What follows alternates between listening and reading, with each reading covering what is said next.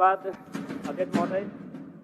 मैं माननीय राज्यपाल महामहिम के अभिभाषण की सराहना करने के साथ साथ अभिभाषण के विपक्ष में कुछ बातें रखना चाहता हूं। माननीय राज्यपाल के अभिभाषण क्रम संख्या 6 में केंद्र सरकार से 1,36,000 करोड़ वापस लाने की बात कही है और सही भी है, और हर एक राज्य को उसका बाकी पैसा मिलना चाहिए, उनका हक मिलना चाहिए। लेकिन अध्यक्ष महोदय, मैं आपके माध्यम से सरकार से पूछना चाहता हूं कि राज्य के सभी बैंकों ने मिलकर 2019 से 2024 तक 5,55,018 करोड़ रुपए दूसरे राज्यों को भुगतान करने का कार्य किया है। बैंक में जो पैसा डिपॉजिट होता है वो दूसरे स्टेट को जाता है, और अगर अभी देखा जाए तो झारखंड का सीडी रेशियो मात्र 36% है, जबकि आप तुलनात्मक अध्ययन करें तो आंध्र प्रदेश का सीडी रेशियो 110 के आसपास होता है, तमिलनाडु का सीडी रेशियो 115 के आसपास होता है।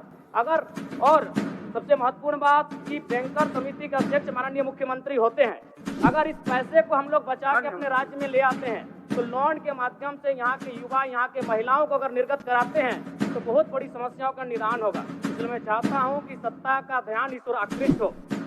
मैं आगे अध्यक्ष महोदय, राज्यपाल महोदय ने अपने अभिभाषण में शहीदों का जिक्र किया, शहीदों के विचारों को आत्मसात करने का जिक्र किया, लेकिन मैं कहना चाहता हूं कि शहीदों के उन्हें माला चढ़ाना, उनके विचारों को आत्मसात करने से कहीं ज़्यादा जरूरी है शहीदों को सम्मान देना।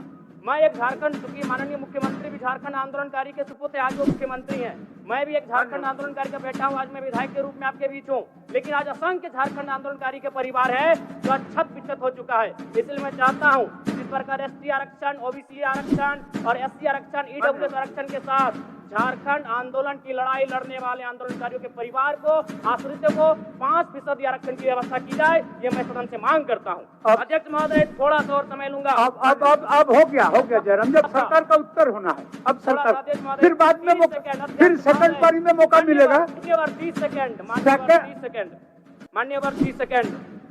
चलिए बोलिए। राज्यपाल महोदय के अभिभाषण में इको टूरिज्म डेवलपमेंट कॉर्पोरेशन निर्माण की बात कही है, जो कि सराहनीय है, और मैं चाहता हूं मेरे क्षेत्र में एक पारासात में पुतलीगढ़ी आता है और टेरिया डैम आता है, उनका उस दिशा में भी डेवलपमेंट करने की दिशा में आगे बढ़ा जाए। और सबसे महत्वपूर्ण बात जो झारखंड के नाम में छुपा है, झाड़ और खंड, झाड़ यानी जंगल, खंड यानी जमीन भूभाग, ये बहुत बढ़िया संबोधन अभिभाषण रहा महोदय, जिसमें उन्होंने जीएम लैंड की जो रसीद 2017 में रोकी गई थी उसकी रसीद पुनः काटी जाएगी। लेकिन मैं साथ ही साथ यह भी चाहता हूं, क्योंकि झारखंड में जितने भी उद्योग स्थापित हैं, चाहे वो रांची का एचईसी हो, दिल्ली का हिंडाल्को हो, सरकार का उत्तर माननीय मुख्यमंत्री, यदि 20-25 वर्षों के बाद उन उद्योगों की जमीन खाली पड़ी है तो वापस कराई जाए, मैं आपसे ये मांग करता हूँ। धन्यवाद।